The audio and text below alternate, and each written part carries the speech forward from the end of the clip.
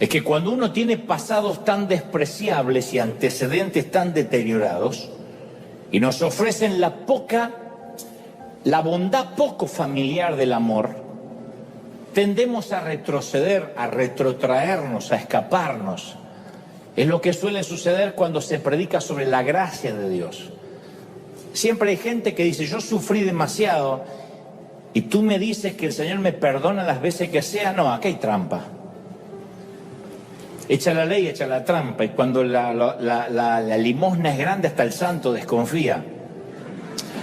Entonces hay gente que no puede aceptar la gracia, prefiere la religión, acepta mucho más, razona mucho más. Bueno, cometí este pecado, una caminata hasta la Virgen, o de rodillas hasta no sé dónde, o si está en una iglesia protestante le dice a sentarse en el banco hasta que dé frutos. Eso lo entendemos más.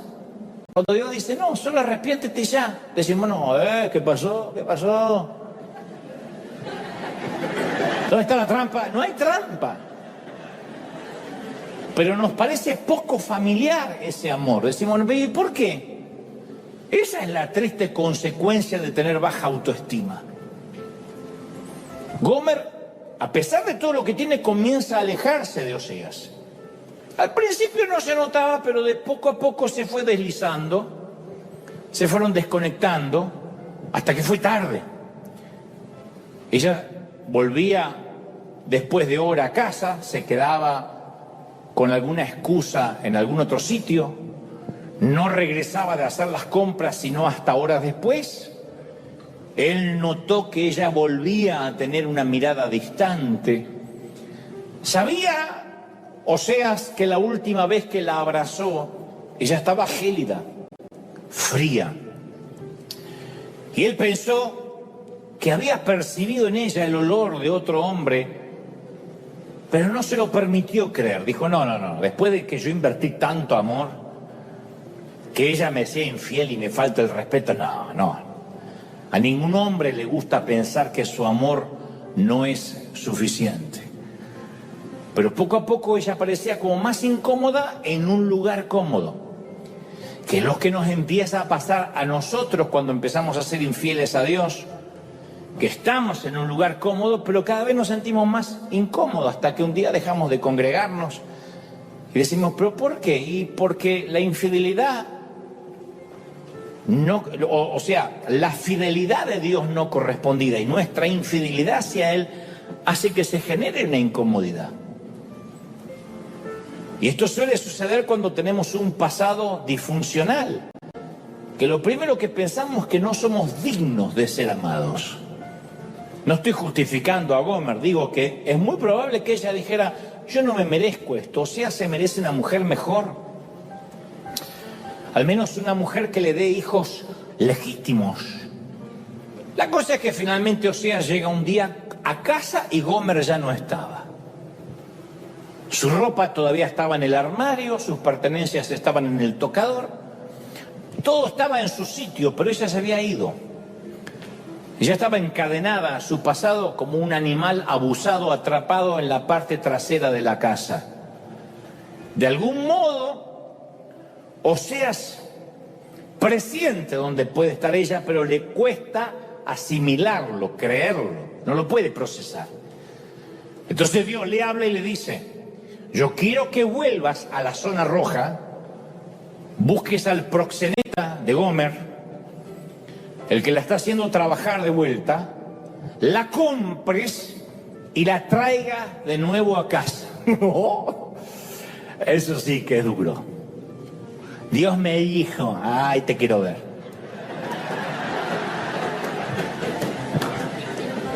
O sea, dice, pero a ver, ella ya barrió el piso con mi corazón.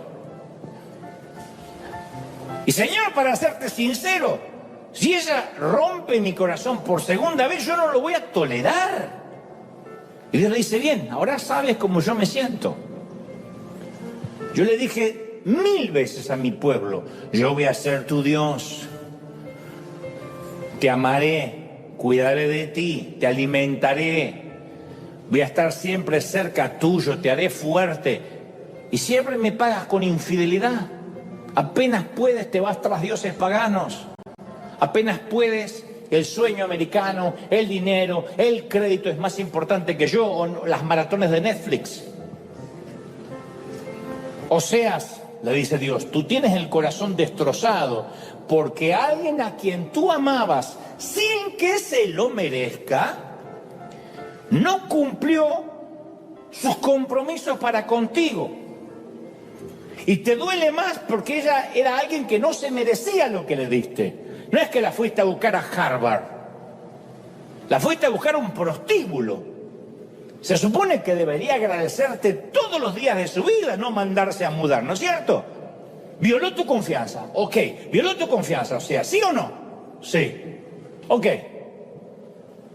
Yo, dice Dios, he recibido millones de esos golpes arteros y taimados de parte de mis hijos. No se merecían que yo los amara. Sin embargo, apenas pueden, me traicionan. Mi corazón está acribillado con las balas de la infidelidad. Y aquí otra vez todos nos volvemos a parecer a Gomer. Nos sentamos en la iglesia y decimos, Señor, yo voy a dejar ese pecado. Voy a dar el paso que has estado esperando que dé, por fin. Te prometo que lo voy a hacer. Y hacemos promesas y Dios nos toca y decimos nunca más y a partir de ahora, etcétera. Luego el tiempo pasa, semanas o meses más tarde, nos damos cuenta de que no hemos dejado de hacer lo que dijimos que no haríamos y no hemos empezado a hacer lo que prometimos que haríamos. Y siempre estamos como aquellos que dicen el lunes empiezo la dieta, la semana que viene comienzo a hacer ejercicio, el año que viene voy a consagrarme a Dios. Sí. No, el mes que viene, no, tal vez a fin de año. Yo cuando leo la historia de Oseas me doy cuenta de que mi desobediencia deja a Dios sin respiración, le quita el oxígeno.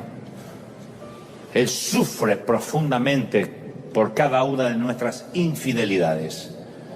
Nos enoja, no es que nos quiere fulminar porque nos ama, pero la sufre como se sufre cualquier infidelidad, especialmente cuando has sido fiel y no eres correspondido. Oseas sale de su casa, se dirige otra vez a la zona roja. Qué ridículo, ¿no? Que este profeta baje a un nivel más profundo de lo que ya bajó, que tome una linterna y corra en la noche buscando a su esposa. No se lo merece este hombre. ¿Cómo va a explicarle a sus amigos que su amor no fue suficiente para mantenerla en casa? Porque todo el mundo va a pensar, ¿qué no le diste? ¿Qué le faltó?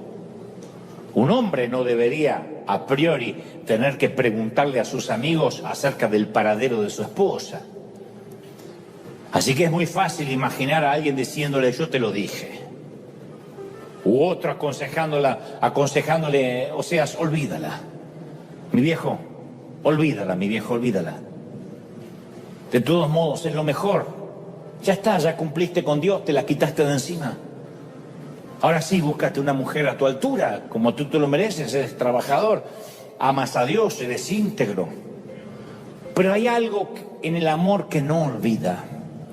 Así que él corre de calle en calle, su voz se eleva, grita en la noche, es el sonido de la desesperación. Jesús dijo una vez que nuestro Dios es como un pastor que no puede dejar de buscar una oveja, aunque uno pensaría que ya está satisfecho con las 99 que tiene en el corral. Por eso digo que esta también es nuestra historia y esto es otro de los pecados en común que tenemos con Gomer. Yo me suelo esconder, tú te sueles esconder, eso hacemos. A veces nos escondemos de otras personas, a veces nos escondemos de Dios. En mi caso yo me escondo de la verdad y en cierto sentido me estoy escondiendo de mí mismo. Porque el estar roto y el esconderse suelen ser inseparables, son los gemelos siameses del alma caída. Hay un famoso actor que todo el mundo conoce, ustedes también, pero no procede que diga quién, que me dice, yo me hice un actor famoso y he hecho novelas que han dado la vuelta al mundo porque soy un alma rota.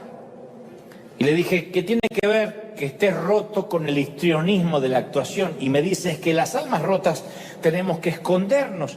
¿Y qué mejor escondite que detrás de un personaje? Así que cuando me dicen que haga un personaje, yo, detrás de ese personaje ya no soy yo.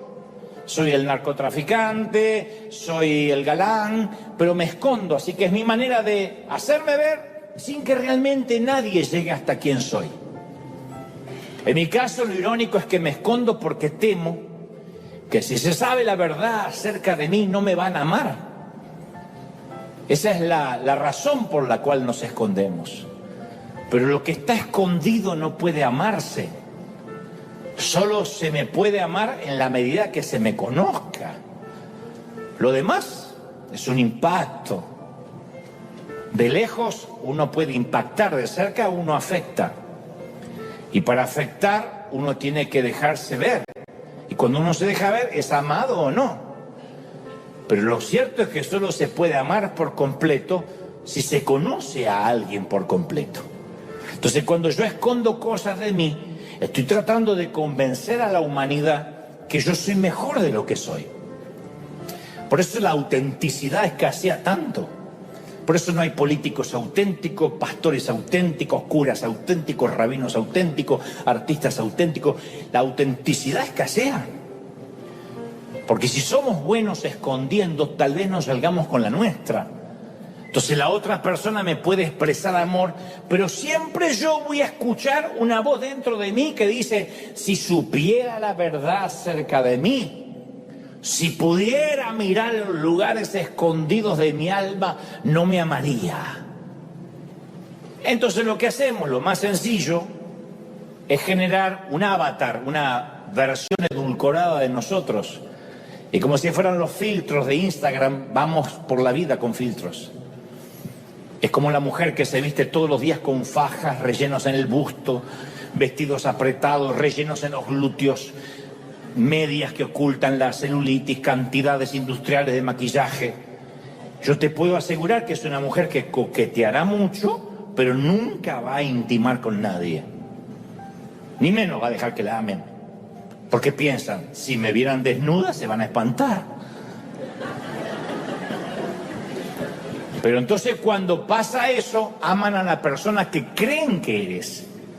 No aman al verdadero yo, porque en realidad no te conocen. Aman todo lo que rodea, el envoltorio, el packaging. ¿Alguna vez hiciste algo, no tienes que decir amén, espero, pero hiciste algo tan perverso, tan horrendo, que te perdiste el respeto a ti mismo? Y dices, es tan perverso que ni cuando le quiero pedir perdón a Dios lo quiero repetir verbalmente, no lo quiero articular. ¿Alguna vez tuviste una mancha de culpa que el tiempo parece que no puede borrar y siempre parece que cuando tienes un éxito te va bien? Hay como una herida donde se drenan, esa alegría se termina por diluir por esa culpa, que como dijo alguien, la culpa es un derroche de los sentimientos, porque no deja nada. Pero hay gente aquí que ha llevado una culpa por años. Yo sé que hay gente y personas que ahora dicen, sabes, yo tengo escondido en mi armario, detrás de abrigos y trajes, un esqueleto secreto del cual te avergüenzas. Todos tenemos esqueletos, solo que algunos los ocultan más que otros. Pero no es intencional.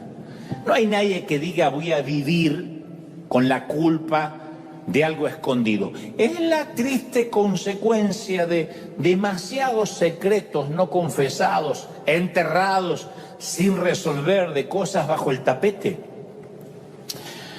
¿Será posible que Dios pueda amarnos a pesar de todo eso? Bueno, hay que seguir con la historia entonces.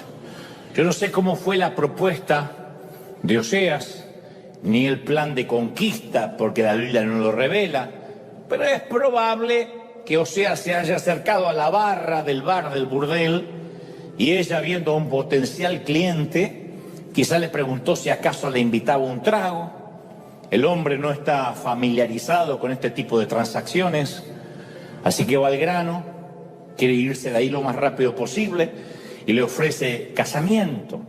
Le pregunta si le gustaría salir de este ambiente sórdido y transformarse en su mujer. Creo que Gomer estalla en carcajadas. Creo que comparte el chiste con sus amigas, ¿no? A veces, algunas noches, suelen aparecer tipos raros como estos locos que buscan afectos y que se enamoran de las rameras. Así que ella le pone los puntos y le dice: te equivocaste, yo no soy la mujer para que tú te enamores. Pero Oseas mantiene la propuesta, no se inmuta por las risas de las chicas del burdel. Y Gomer se percata que este tipo, número uno, está hablando en serio. Segundo, no pertenece a este lugar. No ha ingerido una sola gota de alcohol. Está completamente sobrio y parece que sabe lo que está diciendo.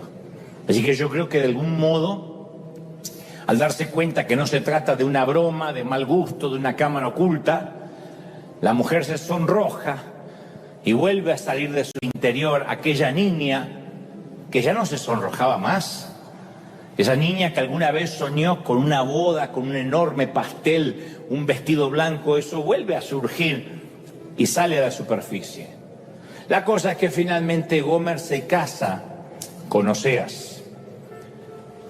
¿Cómo puedes esperar un matrimonio santo con alguien que no lo es? Esa es la gran pregunta, ¿no? No obstante, Oseas la hace su esposa. Le dio su apellido, le cedió el beneficio de su legado, de su herencia, envolvió con un manto de integridad sus hombros maltratados, sacó de su piel el olor pútrido de la lujuria de otros hombres. Solo el amor puede hacer olvidar el abuso. Yo creo que el abuso solo se puede olvidar cuando realmente te aman de verdad.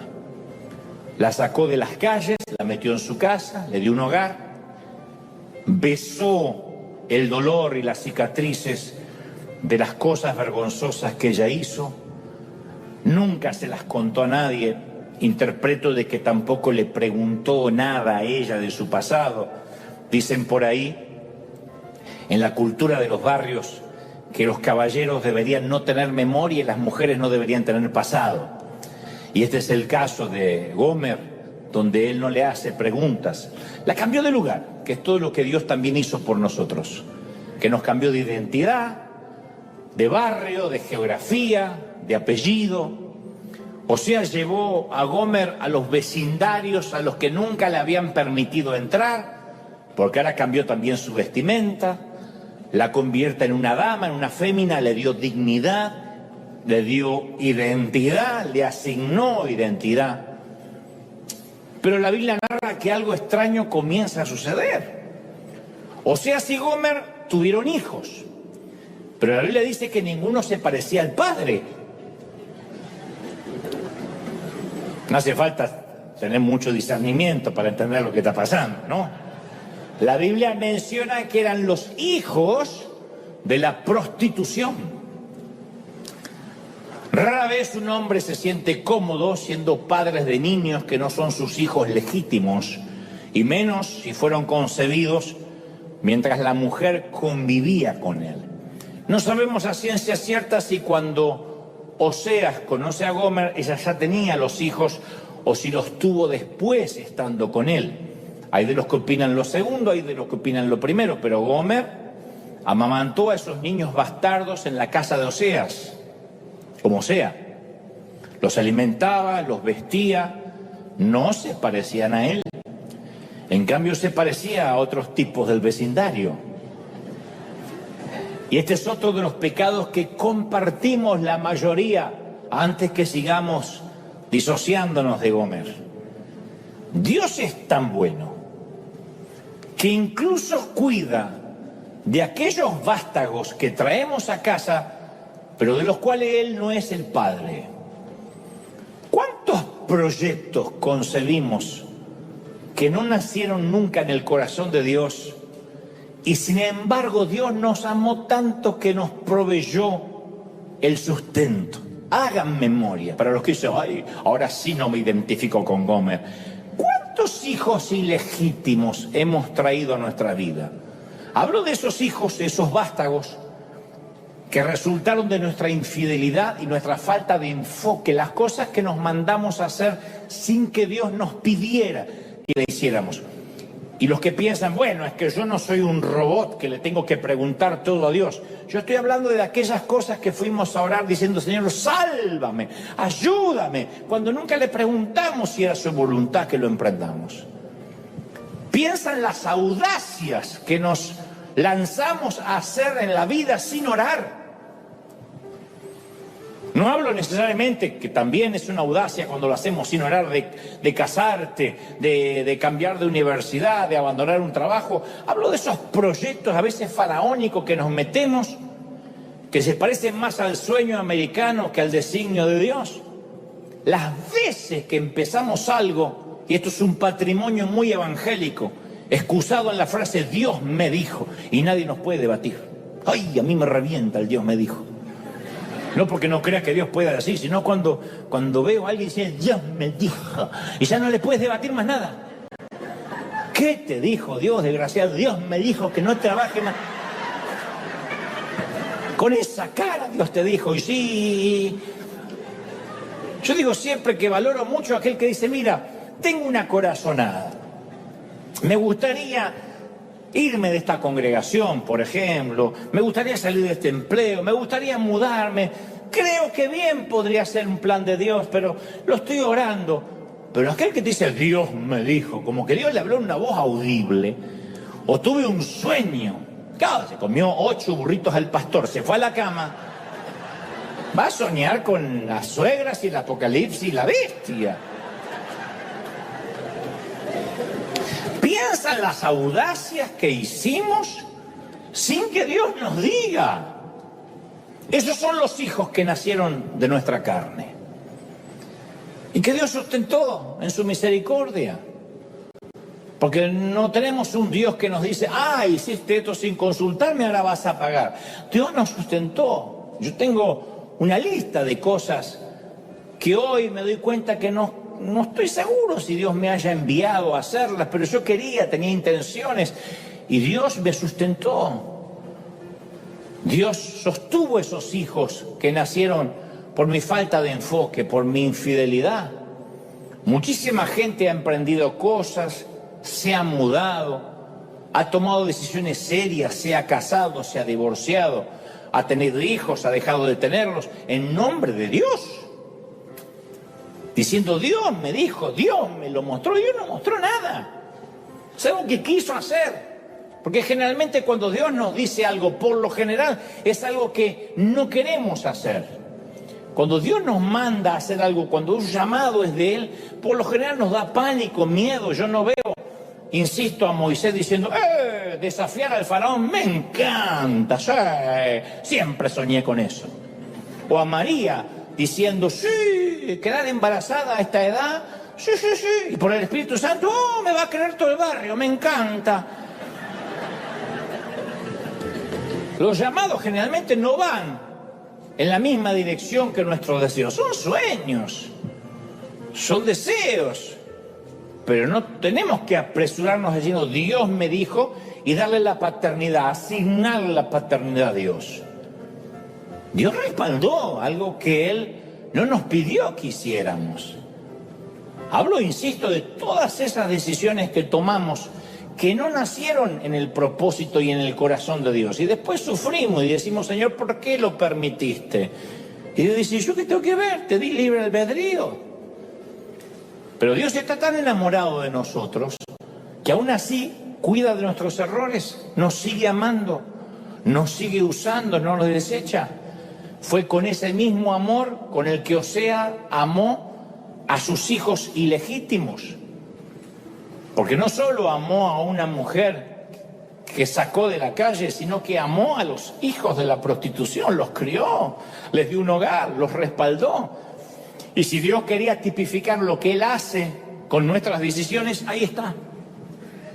La cosa es que Oseas envolvió a Gomer en sus brazos, la sostuvo cada noche y ella se acurrucó. Y uno podría ver ese cuadro y piensa, se va a quedar ahí toda la vida. Es lo soñado por una mujer de esta estirpe. pero tampoco fue lo que Gomer hizo. Diríame en mi casa, piel de pollo. Porque eso es lo que Dios hace por nosotros. Nosotros hemos traicionado su confianza no una vez, decenas, cientos de veces. Y nos hemos visto más de una vez caminando por esas calles de las cuales alguna vez Él nos llamó y nos sacó. Eso es lo que Dios hace cuando a veces creamos nuestro propio infierno y nos quemamos en las llamas de nuestros errores tontos. Él hace lo que otros no harían. Todavía se preocupa por nosotros. La religión dice, ya no vuelvas a pisar la iglesia después de lo que hiciste. Dios no, a pesar de nuestra vergüenza, confusión y el trauma, Él nos ama, Él nos vuelve a buscar.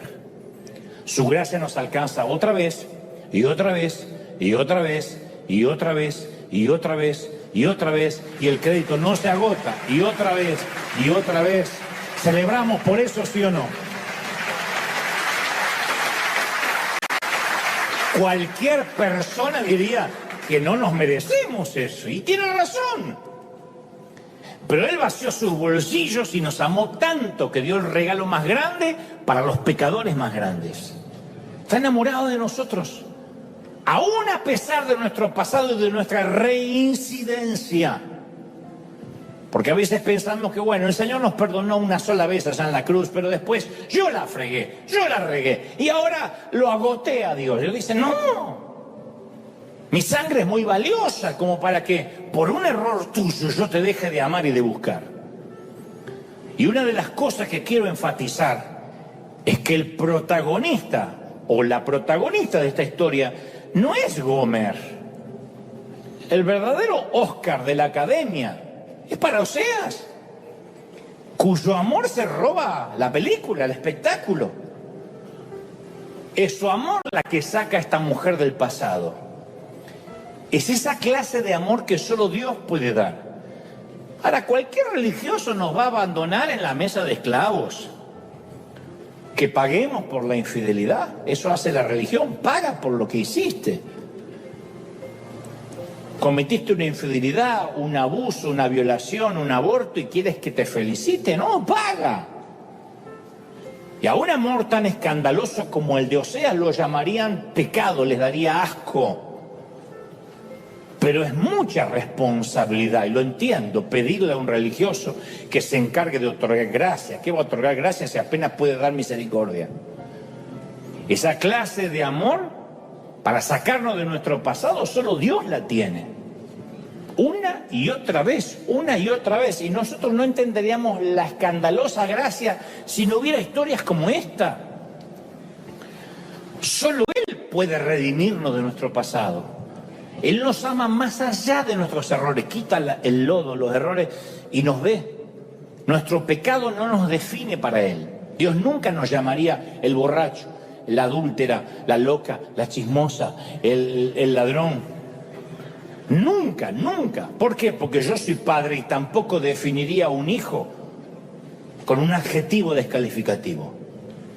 Nunca le diríamos a nuestro hijo el gordo, el inútil, el torpe, el ladrón, el vago. Sí.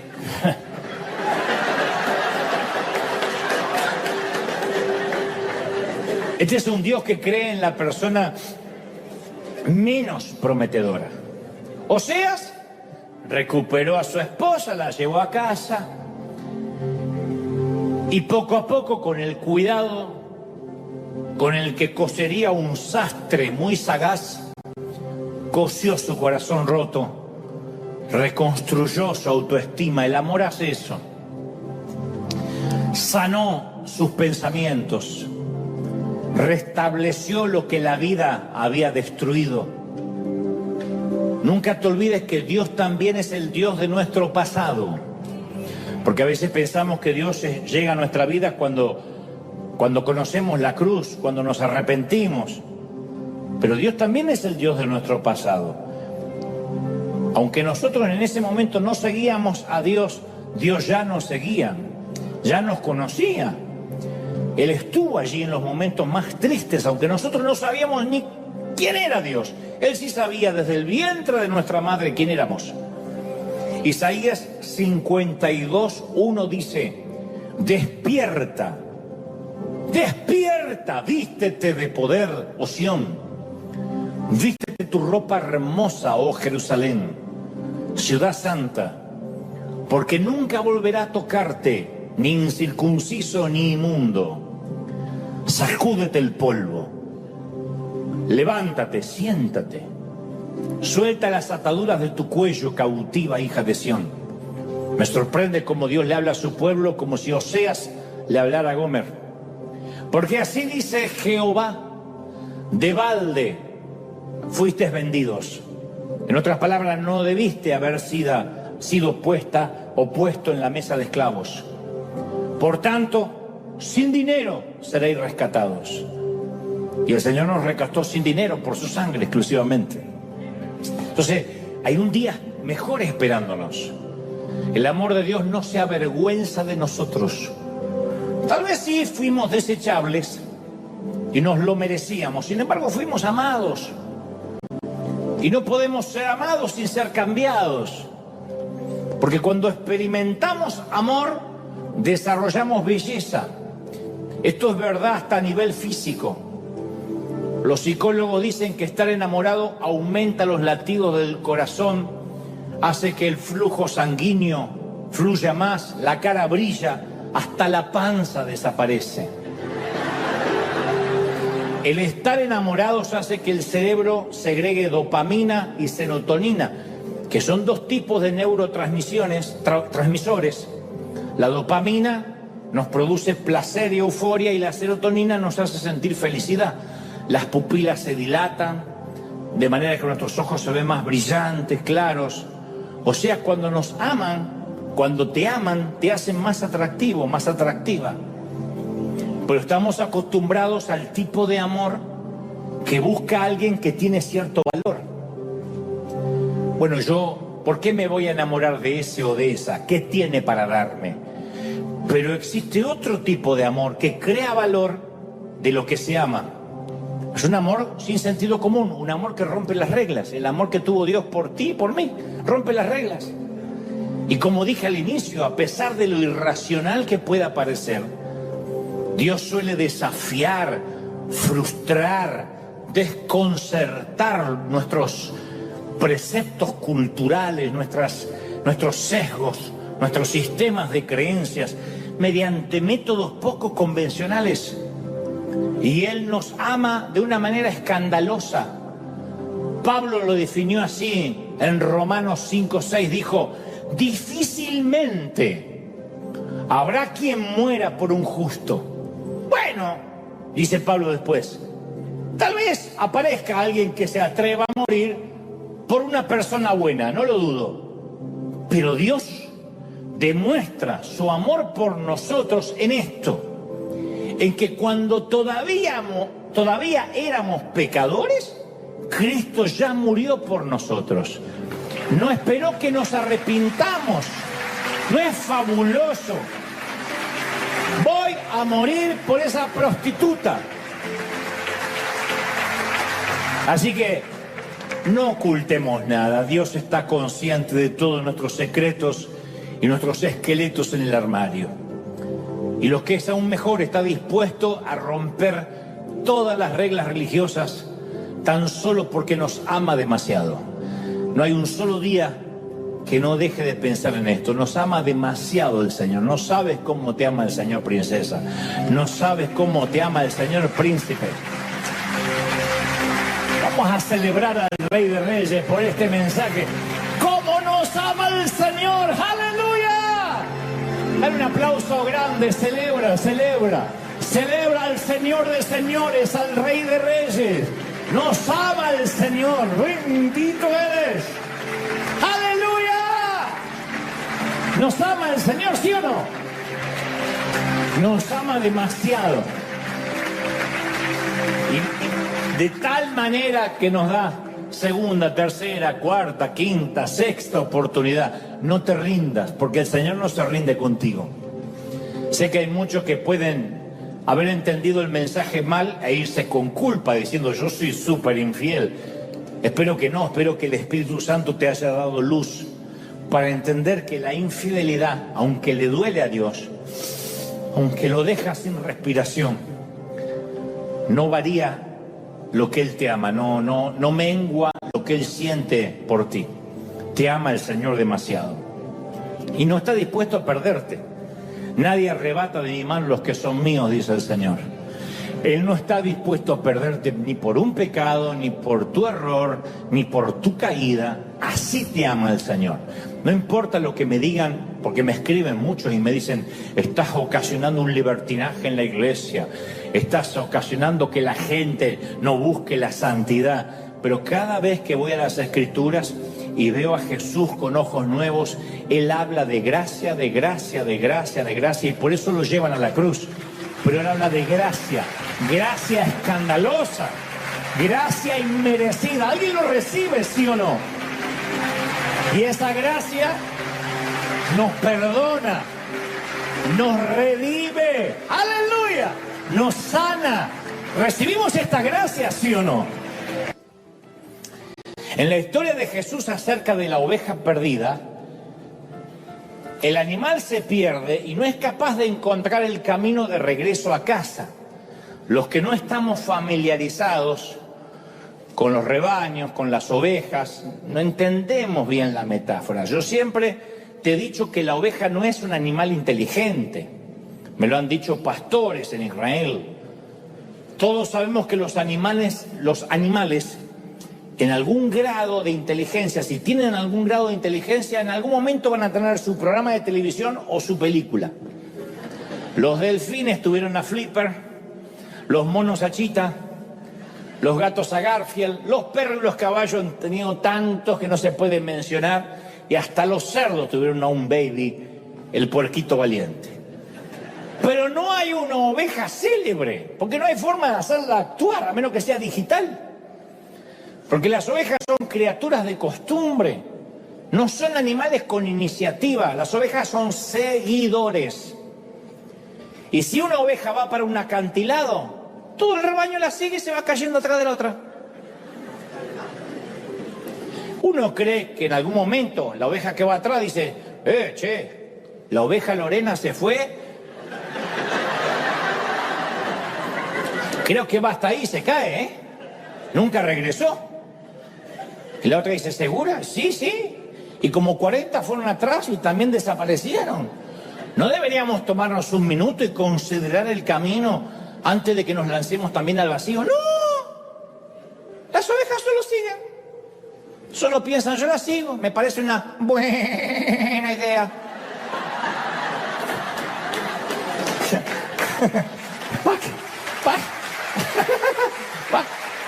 Y van cayendo.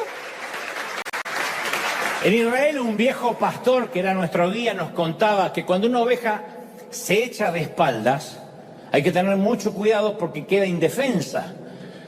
Pero si tiene mucha lana y está gorda, se suele acostar y suele pasar que el centro de gravedad del cuerpo cambia de manera que queda de espalda y las patas ya no tocan el suelo. Queda como las cucarachas cuando quedan dadas vueltas. Entonces es imposible que vuelva a ponerse en pie por sí misma. Entonces, mientras está ahí acostada luchando, en su estómago de rumiante, que se llama el herbario, comienzan a acumularse gases por la posición. Es como cuando vas en avión.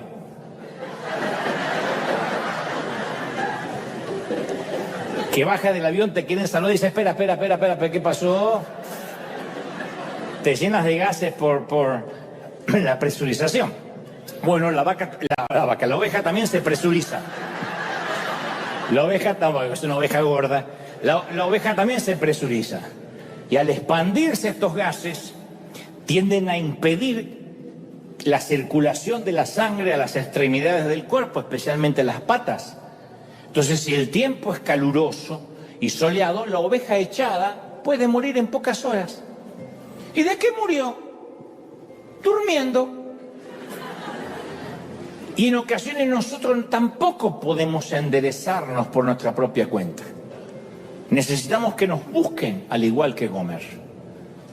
Entonces, ¿qué hay en nuestra vida, insisto, que estamos empecinados en ocultar y que nos va a costar la vida? Tal vez no la vida física, pero sí la vida espiritual, la vida del alma. Cuando yo era adolescente y salía a pasear, siempre mi madre quería saber si la ropa interior, la que no estaba a la vista, estaba limpia. Entonces yo decía, ¿te gusta más? ¿Y cómo está lo de adentro, lo que no se ve? Camisetas, calcetines, calzones. Porque a ella le preocupaba, no sé, preocupación de las madres de antes, que si yo tuviera un accidente, ella era la que pasaba vergüenza si me veía en el calzón sucio o amarillento. Ella solo quería asegurarse que cuando la policía viniera, no importa si yo estaba mutilado, desfigurado, paralizado, que la policía no piense que la madre lo dejó salir con calzones sucios. Entonces yo, durante años, yo pensé que la primera cosa que la policía chequeaba en los accidentes era, a ver, fue un accidente grave, no creo que sobreviva, oficial, está bien, revisen su ropa interior. Veremos qué clase de madre tuvo la víctima.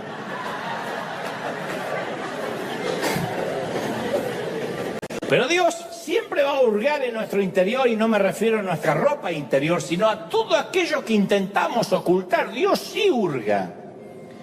Su amor llega hasta el valle más bajo de nuestra vida. Cuando finalmente Oseas se encuentra a Gomer, ella estaba perdida en el valle más bajo que como la encontró la primera vez. Algún amante furtivo se había cansado de ella y la había puesto en la mesa de esclavos y la estaban subastando como si fuera ganado. La primera vez la encontró cruzando la acera, ahora estaba encadenada. Era un fragmento de lo que esta mujer pudo haber sido. ¿Gomer?, preguntó él. Ella bajó la cabeza por la vergüenza.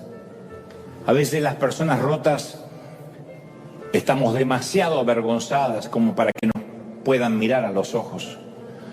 Y cuando Oseas encontró a Gomer, ella ya no estaba vestida con las ropas finas que él les había comprado. Estaba toda despeinada. Sus uñas estaban descuidadas, no arregladas. Su vestido estaba raído. Su cabello estaba andrajoso.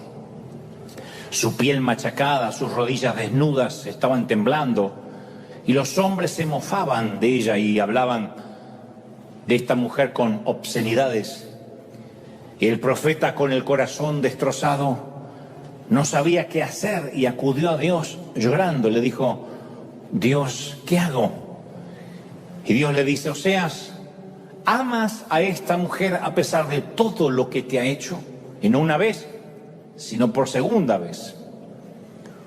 Oseas admitió con la cabeza que la amaba, mientras le caían las lágrimas, y Dios le dice, ¿sabes? Ve y muéstrale tu amor por ella de la misma manera en que yo amo a la nación de Israel. Vuélvele a dar una oportunidad. De manera que Oseas se queda mirando a Gomer mientras la colocan en el banquillo, y para lograr un buen comprador, que era lo que se estilaba, la desnudaron completamente. El subastador la pellizcó, la tocó, la manoseó, mostró lo fuerte que era y comenzó la puja. Alguien ofreció 3 piezas de plata y Oseas subió a 5. Alguien subió la oferta a 8 y Oseas a 10. Otra persona ofreció 11 y él ofreció 12. Entonces Oseas ofreció 15 piezas de plata y una medida de cebada. Cayó el martillo del subastador y Oseas recuperó a su mujer. Estaba dispuesto a gastar todo lo que tenía para comprarla. De hecho, dicen algunos historiadores que posiblemente haya sido todo lo que tenía Oseas. Quedó en quiebra. Porque si este es el simbolismo de lo que Jesús hizo por nosotros, significa que lo dio todo. Él sentía por ella un amor que no lo avergonzaba. Se acercó a ella, la tapó, se la llevó de la mano a su casa. Y a continuación aparece el versículo probablemente más hermoso de toda la Biblia. Al llevársela Oseas consigo, le dijo, te quedarás conmigo por el resto de tu vida. No te volverás a prostituir. Nunca más serás de otro hombre. Y lo mismo yo haré contigo. Los hombres se rieron de Oseas.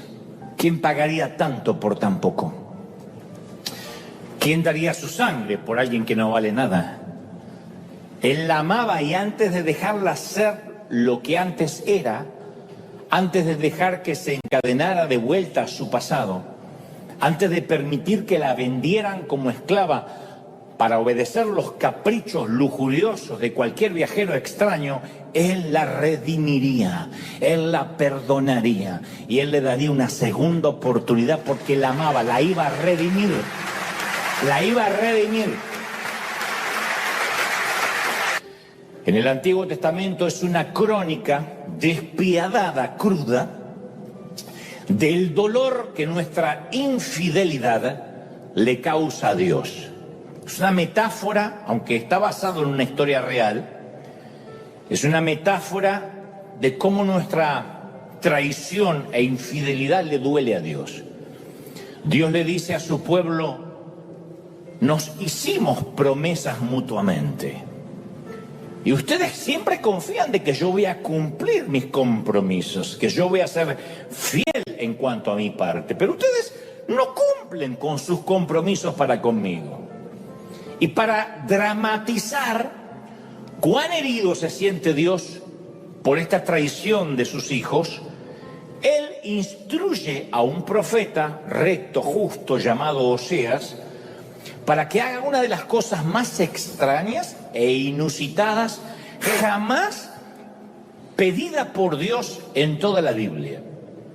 Este joven, insisto, llamado Oseas, que se había reservado virgen y puro para una joven doncella, porque eso hacían los profetas, se sorprendió cuando Dios le mandó a que escogiera una esposa.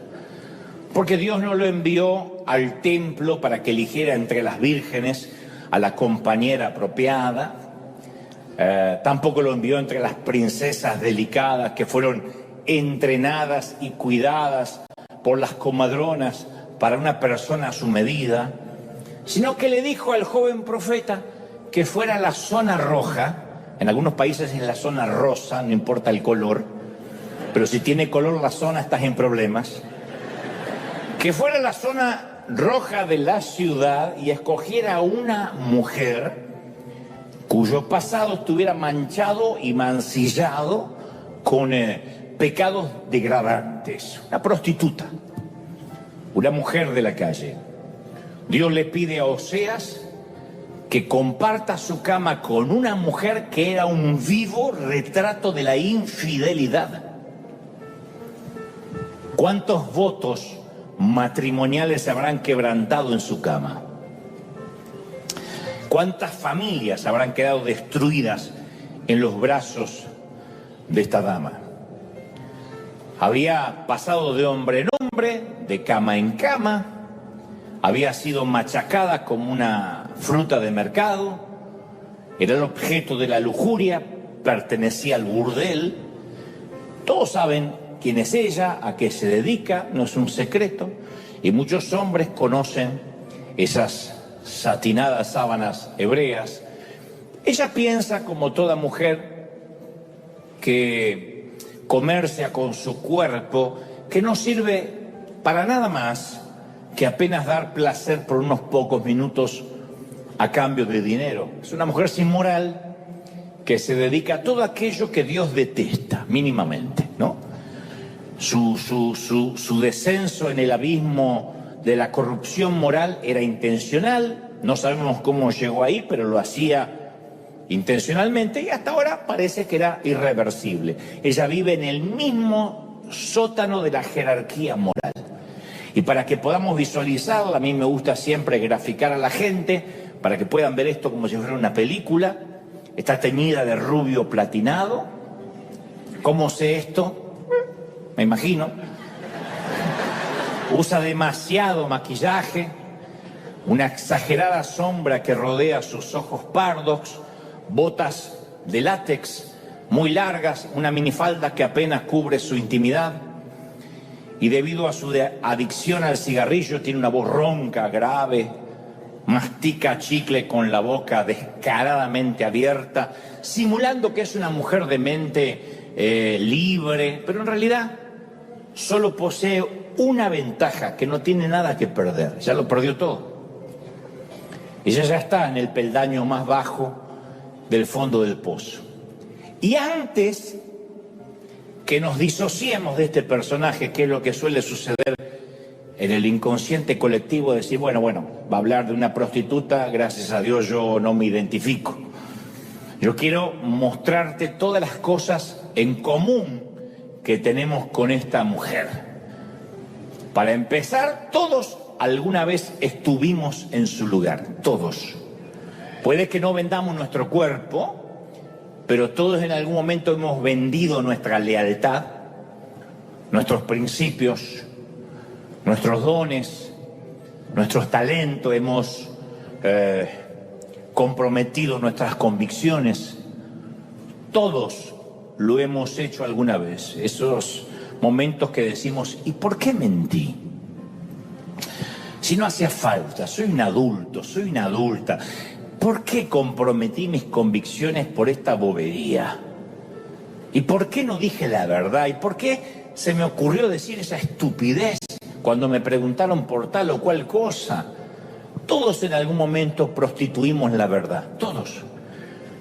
Todos en alguna ocasión hemos dicho yo he pecado demasiado, he fracasado demasiado, me he tropezado con demasiada frecuencia. Bueno, tal vez nuestro pasado, insisto, no sea tan truculento como esta dama, pero en algún momento nos hemos sentido en el fondo del basurero de la sociedad. En primera instancia, cuando uno regresa a esta historia, pensaría que este es un ejemplo de obediencia debida. Obediencia debida se usa en las cortes militares cuando no se puede juzgar a un soldado por cometer, por ejemplo, un crimen si fue la orden de alguien superior. Se llama obediencia debida. A lo menos, no digo que no se lo condena, pero al menos tiene cierto meritorio o cierto atenuante, porque dice yo cumplía órdenes de mi jefe, de mi capitán, de mi sargento. Uno pensaría que Oseas está haciendo eso, obediencia debida. Obedece con asco y con asco va a buscar a una mujer de la calle. Pero el verdadero asunto, que parece difícil de explicar en esta historia, es que cuando Oseas vio a esta mujer, y esto está en el libro que lleva su nombre en las Escrituras, cuando Oseas ve a esta mujer, la ama profundamente. Dios creó en él un amor por esta mujer difícil de amar.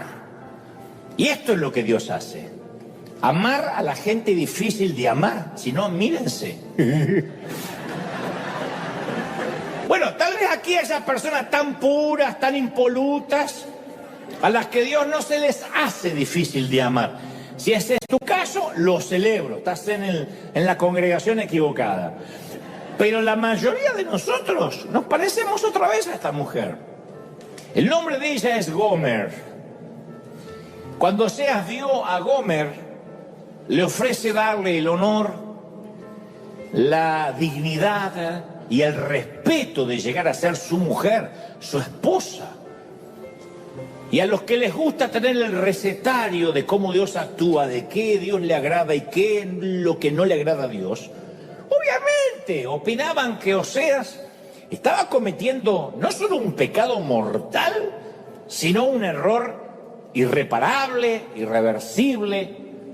Y además, ¿a quién podía contarle Oseas que se había enamorado de una prostituta y por orden de Dios encima?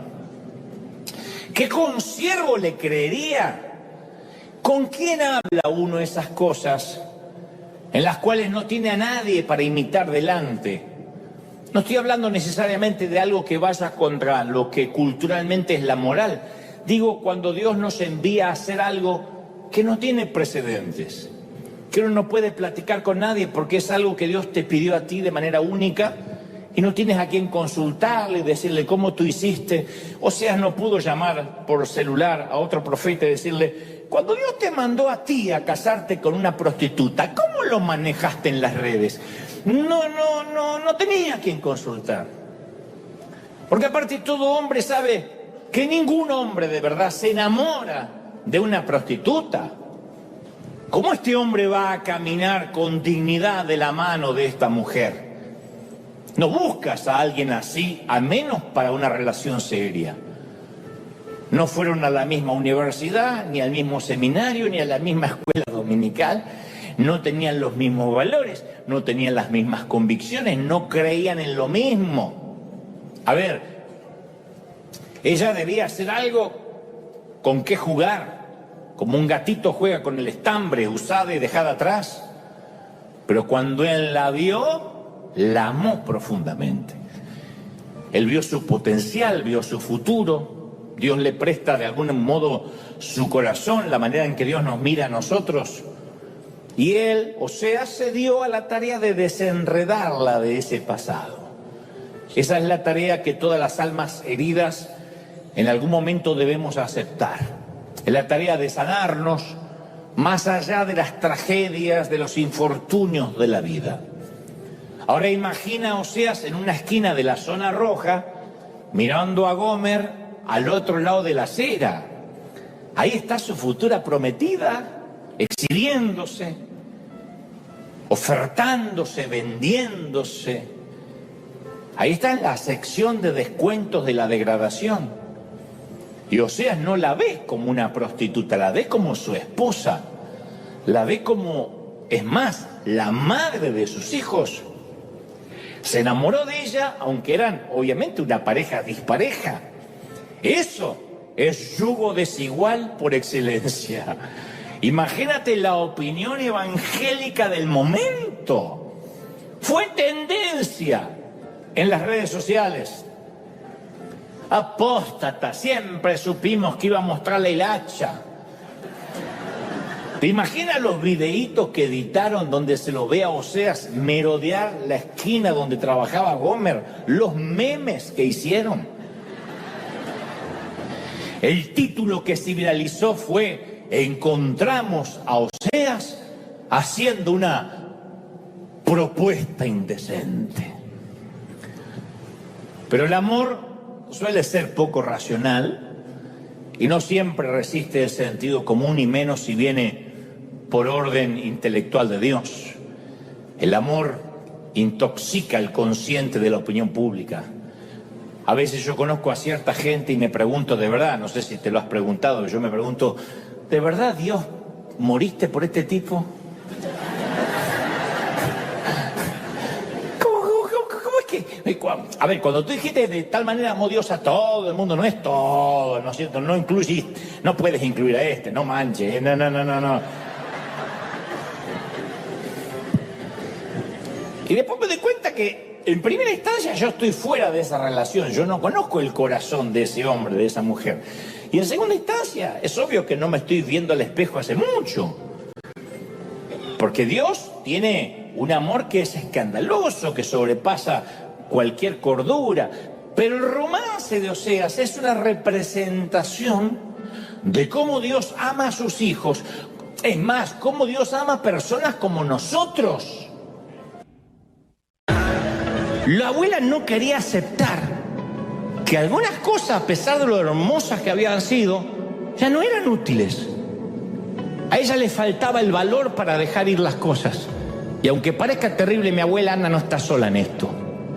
Porque la mayoría de nosotros somos acumuladores de lo familiar de Tijuana, de mi caso de Billinghurst, de Buenos Aires.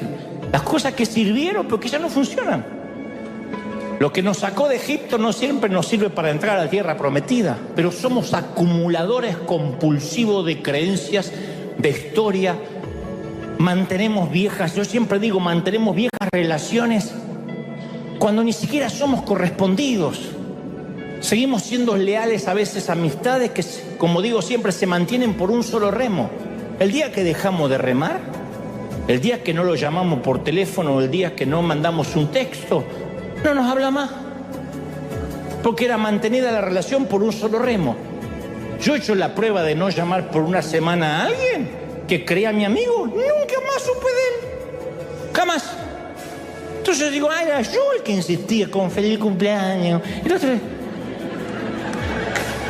Pero uno se aferra a lo conocido, a lo familiar. Hay gente que usa hasta el mismo producto de una marca, el mismo, no consigo esa marca, no consigo. Pero no es que está buscando la marca de plutonio. No consigo el supositorio que yo usaba en El Salvador. De verdad. Y no se ría porque yo conozco gente de acá que se va hasta Tijuana. 4 horas de fila, ida y vuelta, para comprar unos caramelos para la garganta que los gringos no saben hacer. De verdad. Porque no es que dice, la insulina de allá es mejor. No, me fui a comprar unos caramelos que los venden en la farmacia de allá. O sea, acá pudieron mandar un cohete a la luna, pero no pueden hacer caramelo para la garganta. Y argentinos también. Yo me traigo el dulce de leche de Argentina porque las vacas de acá no saben hacer ese tipo de dulce.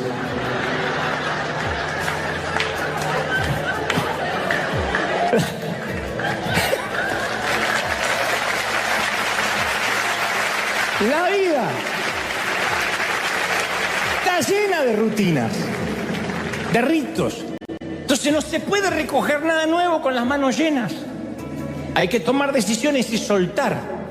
Yo hace poco entrevisté acá mismo a un conductor de televisión que me contaba que sufrió durante meses una contractura muscular gravísima. Estaba completamente duro, no podía ni dar vuelta el cuello y se recorrió todos los médicos, tomó un montón de medicamentos y nada hizo efecto hasta que fue a dar con un viejo quiropráctico que tomó un bolígrafo y le dijo, mire, yo le voy a recetar algo para que usted tome de inmediato. Toma un bolígrafo así. Y dice, mire que tomé todo. No. Esto cuando usted se lo toma, ¡pac! Agarra el recetario y dice, usted va a tomar decisiones.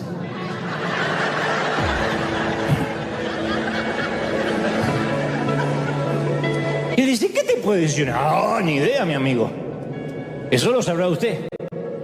Pero no son más de 2 o 3 que le están sobrecargando la salud, le están minando la salud, lo están endureciendo. Usted tiene que tomar decisiones. Eso no es otra cosa que estrés por acumular problemas que estoy convencido que no valen la pena.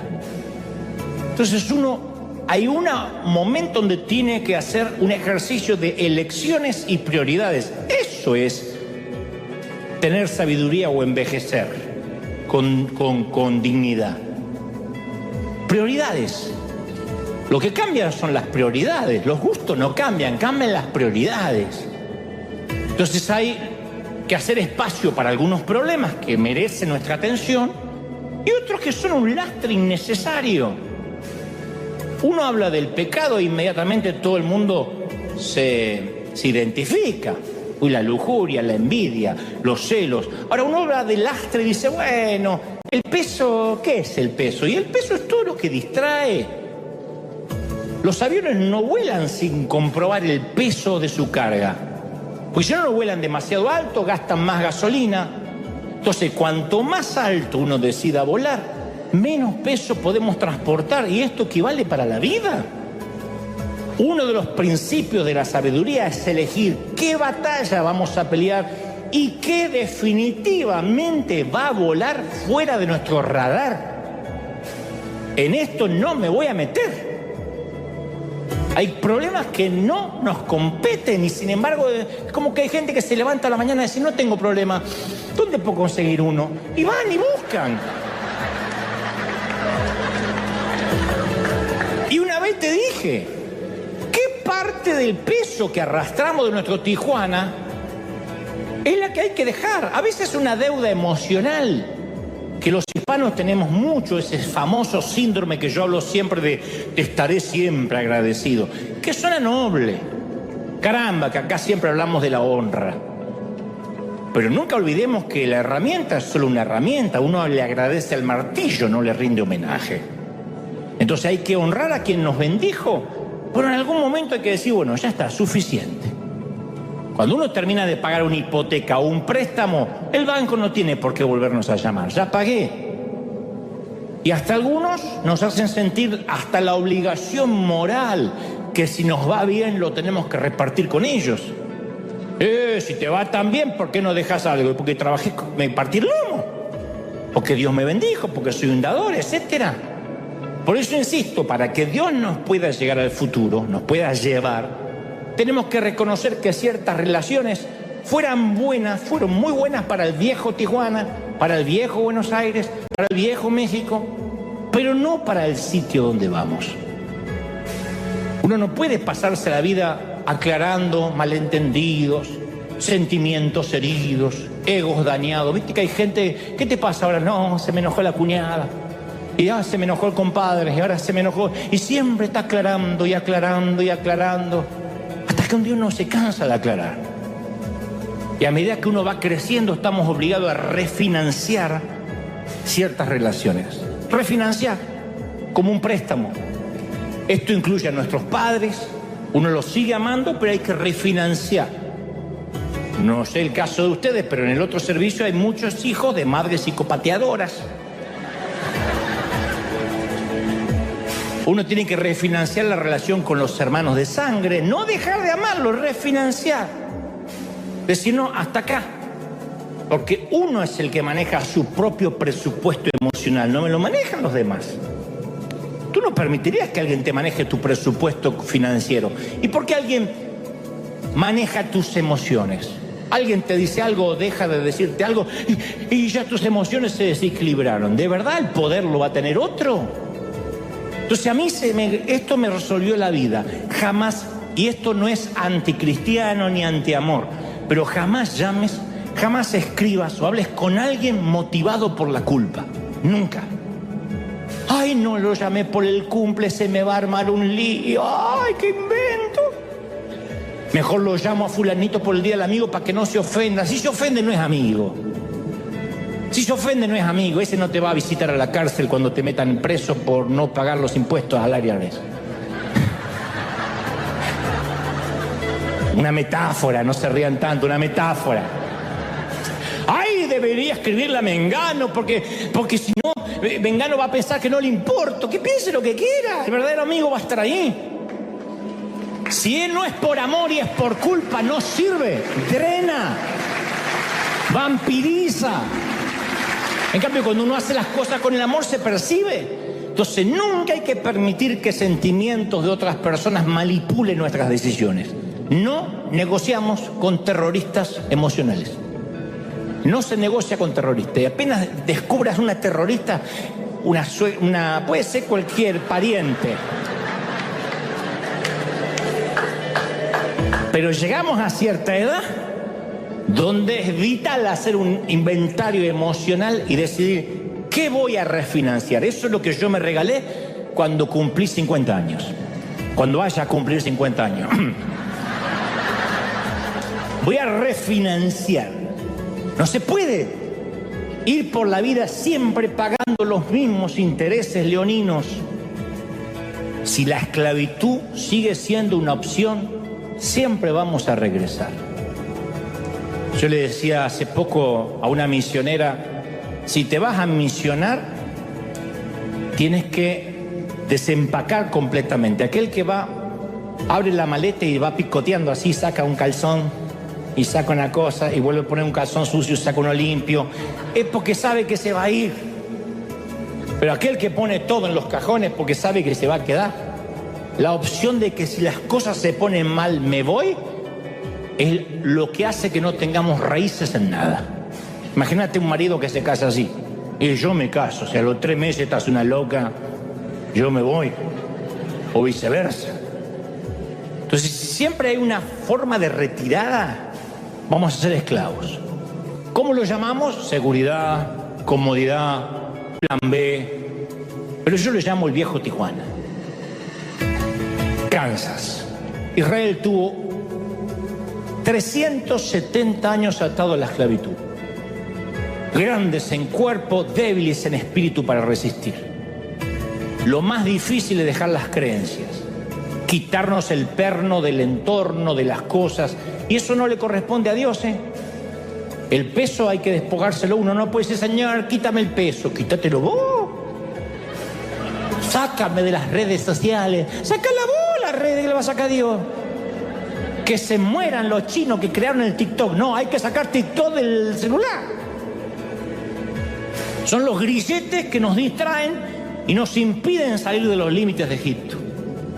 Israel tenía un comisario de tributos. El objetivo no era hacerlos trabajar, sino destruir sus espíritus. Querían doblegar a toda una raza para que generación tras generación sirvieran a sus captores. Como dijo Al Pacino, interpretando al coronel Slade en la famosa película del 92, Perfume de Mujer. Él dijo: en la guerra tuve muchos muchachos y los vi amputados de uno y hasta dos de sus brazos. No hay nada tan cruel como un espíritu amputado, porque no hay prótesis para eso. No hay prótesis para un espíritu amputado. Por mucho que vayas tras el sueño americano, por mucho que te vayas a los Estados Unidos, a Europa, con un espíritu amputado vas a ser un esclavo donde vayas. A menos que uno corte con el pasado definitivamente, queme las naves. ¿Qué nos impide dejar Egipto? Hebreos dice: despojémonos del peso que estorba. Entonces, insisto, quitar el pecado es más sencillo, uno se arrepiente y ya. Pero para el peso hace falta valentía. Más cuando hoy en día es una ofensa salirse de un grupo de WhatsApp. ¿Por qué se salió del grupo de WhatsApp de las madres? Porque estaba harto de las madres que comentan el gasecito del Matías. Pero no entiendo, hicimos algo, perdón, hicimos algo, y te empiezan a llamar porque te saliste del grupo de WhatsApp. Hay gente que podría orar, tengo que salir del grupo de WhatsApp de mi familia, no sé cómo, y salí. Entonces, cuando Israel fue libre, tuvo nostalgia por los sabores gastronómicos de Egipto. Ellos salieron de Tijuana, pero nunca se sacaron Tijuana de adentro. Nunca se sacaron Argentina de adentro, que salieron de Argentina. Y Números 11:5 dice: ¿cómo echamos de menos lo que comíamos en Egipto? Comíamos pepinos, melones, cebolla, ajo. No importa que eran esclavos, ellos extrañaban lo que comían como esclavos. Entonces hay aromas que a veces regresan y nos dan nostalgia de tener eso que ya no va a ser. Y los aromas están conectados con la memoria emocional o no. Y ese ajo y cebolla para los esclavos nunca fue gratis. Es como internet, como la red. Si algo en internet es gratis, es mentira, porque tú eres el producto. La comida de Egipto era gratuita, pero para mantenerlos fuertes para la esclavitud. Entonces es hora de quemar las naves, mi amiga, mi amigo. En cierta ocasión Jesús dijo: nadie que mire atrás después de poner la mano y los ojos en el arado es digno del reino de Dios. Hay que prender fuego el pasado, no hay opciones. Si queremos un buen futuro necesitamos un pasado en llamas. Pero la gente nos juzga basado en lo que fuimos y no en lo que somos. Y mucho menos en lo que podemos llegar a ser de la mano de Dios. Mucho menos. Entonces nos juzga por lo que nos conocen. Y esas relaciones nos mantienen aferrados a Tijuana. Y parte del lastre que resistimos de dejar y que nos llevamos al viaje de la vida, también es esa gente que ven dónde estás ahora, pero no se acuerdan todo lo que tuvieron, no saben lo que tuviste que hacer para estar donde estás ahora, o no tienen ni idea de tus procesos, de tus batallas. Ven una foto tuya en la casa y dicen: qué lindo en Yanquilandia, qué fácil. No saben que tuviste 8 trabajos para poder pagarla. La gente ve nuestra tierra prometida, pero nunca conocen ni quieren conocer nuestros desiertos. Y nadie puede apreciar la magnitud de nuestro éxito si no ha visto la ferocidad de nuestras luchas. Y caramba, que la mayoría de los que están acá se han roto el lomo, han trabajado, han tenido que separarse de sus seres queridos, han tenido que renunciar a jugar con los chicos porque este es un país donde uno no se puede colgar del cable y tengo DirecTV gratis, me agarro el gas y me copio. Gloria al Señor por todo lo que me puedo colgar. Esto no pasa. Pasarán otras cosas, pero esa no. Y si uno se retrasa la renta o el alquiler un día, al otro día está SWAT sacándote. En nuestros países uno se puede quedar 7, 8, 10 años sin pagar. Porque simplemente no contestamos la puerta. Acá viene SWAT y se salgan inmediatamente o comenzaremos a disparar en la cabeza y uno tiene que irse. Pero te ven y dicen, ¡ay, qué fácil! A mí me dicen siempre, ¡qué fácil, Dante, que puede hacer muchas cosas! Pero claro, tiene los recursos. Y yo digo, ¿no será que tengo los recursos porque siempre hice muchas cosas? ¿No será que trabajé? ¿No será que me esforcé, que le creí a Dios? Porque yo también nací en el mismo Tijuana y sin recursos. Cuando yo nací en San Martín, Buenos Aires, y nací, no le dijeron a mi mamá, señora, le acaba de nacer un hijo con recursos.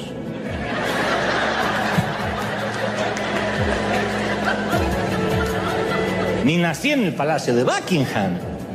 Entonces, como dijo una famosa conferencista, Brené Brown, si no estás en el ring, si no estás en el cuadrilátero recibiendo una paliza de tanto en tanto y solo estás criticando sentado en los asientos baratos del teatro, no estoy interesada o interesado en los comentarios sobre mi vida. Punto. Si no te peleaste palmo a palmo con la vida. Entonces hay mucha gente que no conoce de dónde venimos y el precio que tuvimos que pagar. Y seguramente habrás escuchado este dicho, hay que quemar las naves. A un gran conquistador hace mucho tiempo iba a enviar a sus tropas contra un enemigo poderoso cuyos hombres le eran mayor en número, embarcó a sus soldados, navegó hacia el país enemigo, desembarcó y dio la orden que quemen las naves o los barcos que lo habían llevado hasta ahí. Y al dirigirse a sus hombres dijo, ved cómo los barcos se convierten en cenizas, en humo. Esto significa que no podemos dejar estas playas a menos que ganemos. No es retirada, o vencemos o morimos. Ese gran conquistador fue Hernán Cortés y la gran batalla fue la conquista de México. O sea, prendió fuego lo que podía ser una opción de retirada. Le sucedió a Israel al salir de Egipto. Y eso es lo que llamo un incendio intencional. Es decir, hay cosas que están buenas y otras que no están buenas. El pasado es lo que hemos hecho, a donde hemos estado, quiénes somos.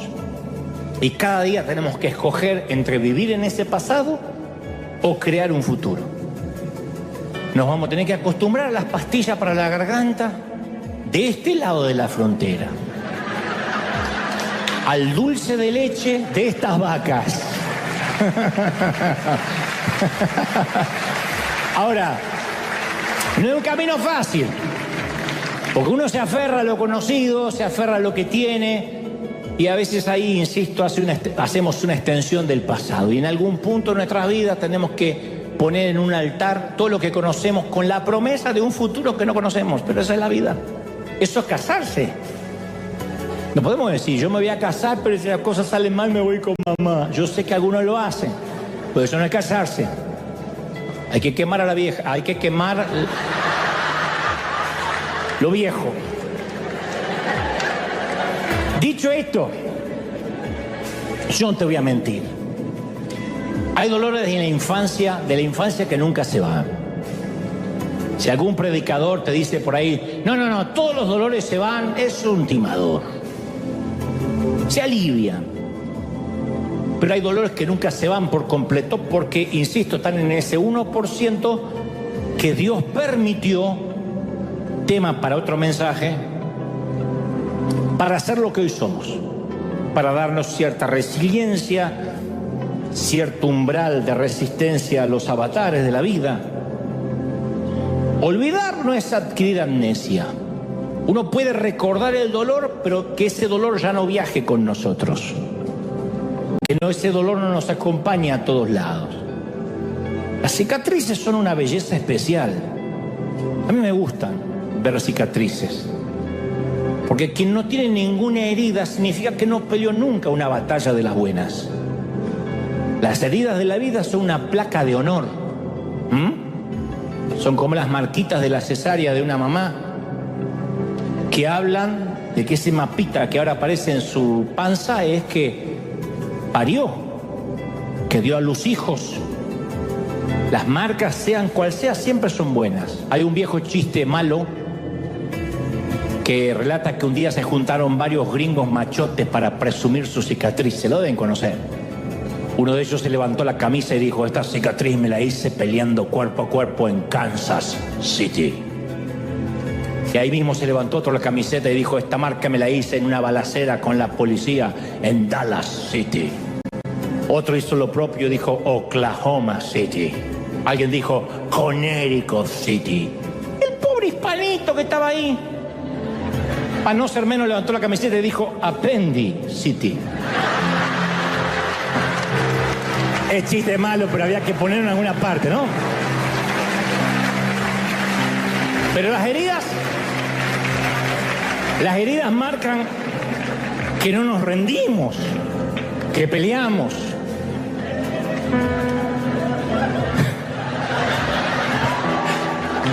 No era el momento, lo sé. Lo que trato de decir es que una vez que sacamos el aguijón, la sanidad es inevitable. Para empezar a sanarnos, tenemos que conocer cuál es el sistema de creencias que heredamos sin querer. ¿Cuál es el sistema que viaja en nuestros genes, en nuestro entorno? Las investigaciones psicológicas afirman que el concepto que tenemos sobre nuestra vida es definido por un pequeño puñado de experiencias de nuestra infancia. Uno podría decir no, porque cuando llegamos a Dios todas las cosas son hechas nuevas, pero aún así los adultos de hoy somos los niños de ayer. Entonces el 99% de las experiencias se desvanecen en el abismo del subconsciente. Es mentira que uno dice: yo me acuerdo de toda mi niñez, tu abuela. Uno se acuerda el 1%. Si no, no habría lugar, no habría los suficientes gigas en el cerebro para almacenar toda una infancia. Y ese 1% es lo que nos define. Y manejar esos recuerdos es determinante. Porque somos la suma de lo que hemos sido, de lo que hemos hecho y las personas que hemos conocido. Eso somos hoy. Entonces, ¿cuáles son nuestros primeros recuerdos? ¿Qué nos viene a la mente? ¿Cuáles son los sucesos buenos, malos que marcaron nuestros años en la escuela primaria, en la secundaria, en la universidad? Porque si sufriste bullying, que en ese entonces no se decía bullying, se decía hacete hombre, te marca, ¿no? En caso de una dama, aguántatela, pero te van marcando. ¿Cuáles son los primeros recuerdos? Entonces, lo que nos va a sorprender es la forma que esos sucesos aparentemente insignificantes le dan forma a nuestro sistema operativo subconsciente, hasta a la manera que vemos a Dios. La forma que fuimos criados, si no la sanamos, va a determinar hasta la forma que nos relacionamos con Dios. Y esos sucesos aparentemente superficiales determinan nuestra forma de ver la vida, de actuar.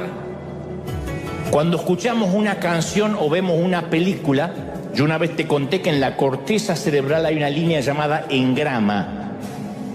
Y si escuchamos de vuelta la misma canción, y de vuelta la misma canción, y de vuelta la misma canción, o de vuelta la misma película, se vuelve a trazar esa línea. Es como un aparato de dibujo de lujo.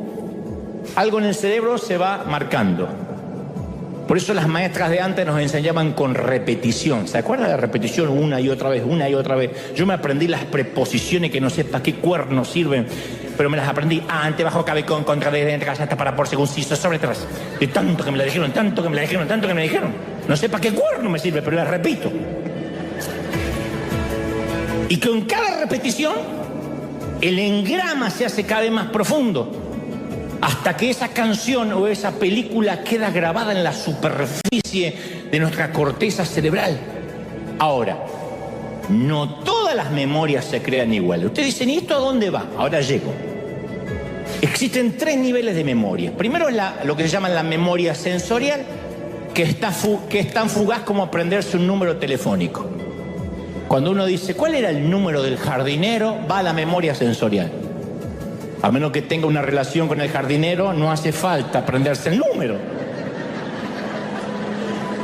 Después está la memoria a corto plazo, ¿no? Que tiene una vida más larga, porque podemos recordar qué llevabas puesto ayer, o qué comiste ayer al mediodía, qué comiste el viernes al mediodía, y ahí se empieza a complicar. ¿Y el lunes qué comiste? El lunes no te acuerdas si comiste siquiera. Entonces esa es la memoria a corto plazo que se desvanece. Si uno guardara en la memoria todo lo que come, todo lo que se pone en el cerebro explotaría, tampoco, se tiene que desvanecer. Y un poquito, unas experiencias muy chiquitas son las que llegan hasta la memoria de largo plazo. Y son esos recuerdos lo que le dan forma a nuestra manera de creer, a nuestro sistema de creencias. Para hacerte más sencillo, la duración de un recuerdo, la profundidad que queda grabado ese engrama, dependen de la emoción que estuvo relacionado con eso que pasó. Si te marcó, para bien o para mal. Si no hubo emoción, si no tuviste emoción con alguna novia, ni el nombre te acordás de la novia. Si hubo mucha emoción, la estás buscando en Facebook aunque veas que es una abuela. Mientras más fuerte sea la emoción, más fuerte y duradero es el recuerdo. Si no escogemos una vida, terminamos con una vida que nunca debió ser nuestra. Solamente cuando uno sabe lo que quiere, cuando sabemos lo que queremos, es que podemos decir no a lo que otros quieren imponernos. Pero uno tiene que saber bien qué es lo que quiere. Y eso es algo que no tenemos en claro durante gran parte de la vida. Entonces, cuando vivimos una vida heredada, bueno, estoy siguiendo esta carrera o estoy haciendo esto porque era lo que quería mi mamá, mi tío, mi primo, mi padrino. En un momento la rutina nos empieza a erosionar y lo habitual nos empieza a nublar la visión. O sea, se nos empieza a apagar el fuego de eso que venía con nosotros de fábrica, de nacimiento, de la manera que Dios nos cableó. Y es ahí cuando perdemos hasta la alegría de estar vivos, porque eso hace que nos dediquemos a algo que no nos gusta, que nos va erosionando la felicidad. En todos los órdenes. Una pareja puede estar muy enamorada, pero si le quitamos el romance a la ecuación, la relación se convierte en rutina. El nacimiento de un niño es maravilloso, es milagroso, pero comenzamos a cambiar pañales a la madrugada y empieza la rutina. Muchos de nosotros nos alegramos el día que conseguimos un empleo, por fin, pero después empieza la rutina y vivimos anhelando que llegue el fin de semana. Conozco un montón de gente que se arrastra de lunes a viernes o de lunes a sábado esperando el domingo. Entonces, uno de los peligros más grandes a los cuales nos enfrentamos cuando en la vida aprendemos el cómo hacerlo y nos olvidamos el por qué lo estamos haciendo, en todos los órdenes. Uno puede venir a la iglesia, sabe cómo venir, sabe cómo cantar, pero olvidó el por qué venía a la iglesia. Pasa en el empleo, pasa en una pareja, pasa con los hijos. O sea, aprendemos el cómo y olvidamos la razón, el por qué. Entonces, tendemos a pensar y actuar de acuerdo a un sistema de creencias heredadas, que aquí lo hemos hablado en muchas ocasiones, que se le llama predisposición heurística. Aunque suene medio raro el nombre, suene a una epidemia, pero es un tema psicológico, es un proceso cognoscitivo increíblemente complejo, pero que el resultado final es el embotamiento mental. Cuando uno hace las cosas sin pensar, vive sin pensar, respira sin pensar, va al trabajo sin pensar, cría hijos sin darse cuenta que está criando hijos. Entonces la vida rutinaria nos empieza a embotar la mente, a entumecer nuestros sentidos y vamos por la vida como arrastrando los pies. Yo no sé si vuestras madres le han dicho lo que la mía, deja de arrastrar los pies, porque uno en un momento en la vida pasa por la adolescencia como un mamut arrastrando los pies. Que uno lo haga de adolescente, al fin y al cabo uno lo corrige, pero de adulto, en una metáfora, en una hipérbole, que vivamos arrastrando los pies, es triste. O correteamos en una rueda como un hámster, trabajamos, sudamos para pagar gastos y nunca llegamos a nada, nunca alcanzamos eso que alguna vez nos propusimos alcanzar. Quizá piense, bueno, ok, Dante, pero la rutina paga los gastos. Está bien. Y tienen razón. Un trabajo digno no está mal. Uno tiene que trabajar para pagar los gastos. Uno no puede ser un hedonista que hace lo que le gusta y le pagan por hacer lo que le gusta siempre. A veces hay que trabajar, agachar el lomo y hacer lo que hay que hacer. Lo que estoy diciendo es que lo que nos termina hartando es la tiranía de lo conocido. Cuando el tengo que hacerlo reemplaza el quiero hacerlo. Aún aquí dentro de la congregación, de la iglesia, los que están de voluntarios y dice, oh, hoy toca, se le empieza a notar. Cuando el tengo que hacerlo reemplaza el quiero hacerlo. Entonces conozco a mucha gente que estudia, que trabaja, que se levanta todos los días sin rumbo. Y esto le ocurre desde el presidente de una empresa hasta el alumno, a un pastor, a un cura, a un rabino, a la maestra, a la mamá que cocina todos los días. Y todos nos identificamos con esa tendencia de empezar a vivir sin rumbo, hasta incluso, insisto, en las relaciones personales. Porque llega el día que nuestra pareja está más marcada por la tolerancia que por la pasión. Y bueno, lo tengo que aguantar al gordo, ¿cuánto más puede vivir? Que acá no pasa, pero en el otro servicio hay muchas de esas asesinas potenciales. Entonces casi todos nuestros recuerdos a largo plazo están asociados con emociones muy intensas, positivas o negativas. De allí la famosa frase poética, uno se olvida lo que te dijeron, pero nunca cómo te hicieron sentir. Me vine Neruda hoy, Porque así Dios nos estructuró. Uno dice, voy arriba, pero es por más como me siento que lo que me dicen. O las canciones, como Dios me hace sentir. Eso es lo que uno nos marca, lo que sentimos. Entonces el 99% de nuestras experiencias del pasado se olvidan con rapidez porque no las sentimos. ¿Por qué nos olvidamos gran parte de la infancia? Porque no la sentimos, porque estábamos ocupados viviendo. Por eso es muy sanador la mayordomía, la manera que manejamos nuestros recuerdos. Y a veces uno tiene que ser consciente y desfragmentar algunos recuerdos. En lugar de mantener un registro de agravio, de ofensa, hay ciertos recuerdos que no conviene tenerlo, por mucho que los hayas sentido negativamente. No conviene que ocupen lugar, porque van a ocupar el lugar de otras cosas. Entonces tenemos una tendencia natural a recordar lo que deberíamos olvidar y a olvidar lo que deberíamos recordar. Y vamos a ver que a medida que envejecemos, en tu caso yo todavía no llegué, pero a medida que estás envejeciendo, uno ya no recuerda cosas, uno tiene recuerdos del recuerdo. Uno va a empezar a recordar cosas que en realidad nunca sucedieron así. Los recuerdos no son objetivos. A medida que uno envejece, los recuerdos son muy subjetivos.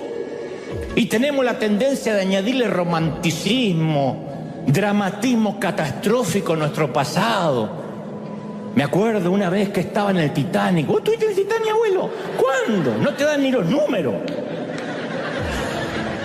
Mi abuelo me contaba una historia que yo llegué a pensar que era el padre de Rambo. Me contaba unas historias y cuando estuve en la guerra, agarré mi fusil, salía la vieja y decía, callate viejo, que no fuiste ni siquiera al servicio militar. Decía. Y él se enojaba porque no se sentía un mentiroso. De tanto contarlo, él se había estado en la guerra. Dice, ¿qué es esta cicatriz? ¿Qué es esta cicatriz? La operación de la vesícula, decía la vieja.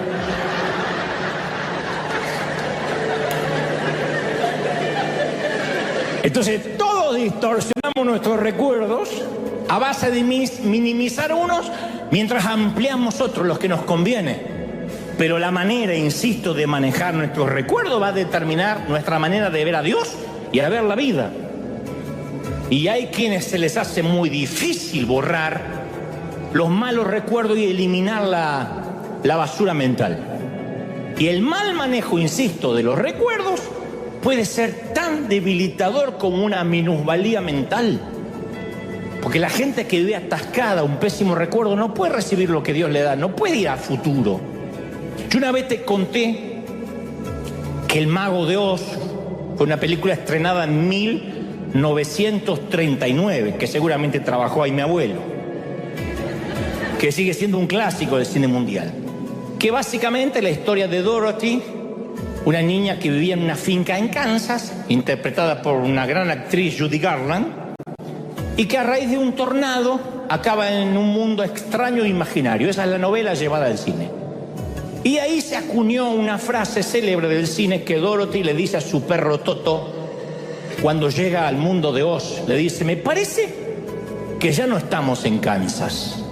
Esa frase se utiliza para cuando cambia nuestro entorno habitual, cuando cambian los rostros conocidos, cuando cambia la forma rutinaria de vivir, cuando cruzamos la frontera para venir a vivir a este país, los que somos inmigrantes. Pero se utiliza en los negocios, en la política, en cualquier ámbito que sea diferente al Kansas del cual crecimos. A efecto de contemporizar la frase, podríamos decir: ya no estamos en Chiapas, ya no estamos en El Salvador, ya no estamos en Buenos Aires, ya no estamos en Tijuana, por ejemplo. Yo voto por la frase: a partir de ahora ya no estamos en Tijuana. Yo sé que no nacieron en Tijuana todos, pero por lo general nos atrae lo que conocemos. Así que yo voto por decir, para que no sea tan gringa la frase, ya no estamos en Tijuana. El día que ustedes predican, pongan Buenos Aires o el ejemplo que quieran. Entonces, la mayoría de las relaciones que nos drenan vienen a ser como una pierna con gangrena, que si uno no la amputa, la infección se extiende por todo el cuerpo hasta que se ennegrece el corazón. Y la gente que no tiene el valor de cortar aquello que sirvió para el pasado, al final termina perdiendo mucho más. Ustedes dicen: pero esto, ¿dónde me deja como cristiano con amor? No, uno sigue amando, eso no cambia. Yo estoy hablando de las relaciones que están arraigadas a experiencias pasadas, pero que no tienen futuro en común. Todo el mundo tenemos seguramente en casa un par de zapatos viejos que son comodísimos. Ay, estos zapatos, eso donde los dedos entran ahí, especialmente después que los tienes dentro de un taco, que dice: liberen a Willy, y los dedos salen ¡puf!, así buscando la libertad. Y uno se pone esos zapatos, pero tienen olor, y el olor a pata lo sienten todo menos el dueño. Tienen agujeros. Y no nos van a llevar lejos. Esas son las relaciones que a veces hay que cortar. Son cómodas, pero no nos van a llevar al futuro. Yo, estando en Argentina, construí muchas amistades que en su momento pensé que iban a ser para toda la vida. Como cuando uno va a la escuela primaria y tiene esos amigos de 12 años que dicen: nos vamos a ver hasta que seamos grandes. Y después uno no se vuelve a ver más. Cuando ya uno es más grande, elige la amistad ya no por coincidir en el mismo aula o en el mismo salón, sino por elección. Pero me di cuenta que nuestras vidas fluctúan por temporadas y las amistades siguen el mismo patrón. Entonces, sea cual sea la razón, eso redefine la dinámica de la amistad e incluso del parentesco. Hay parientes con los que uno estuvo muy cercano y después la vida, Dios, nos va alejando. Y no deberíamos sorprendernos si por una razón u otra la vida remodela el terreno de tanto en tanto. No es culpa de nadie. Las cosas cambian. Nadie es el mismo después de 20 años. ¿O sí? Si alguien cree que es el mismo, mírese al espejo, desnudo y con la puerta cerrada. No somos quienes fuimos, somos otros. Yo no soy el mismo cuando tenía 30, ni cuando tenía 20, ni pensaba como pienso ahora.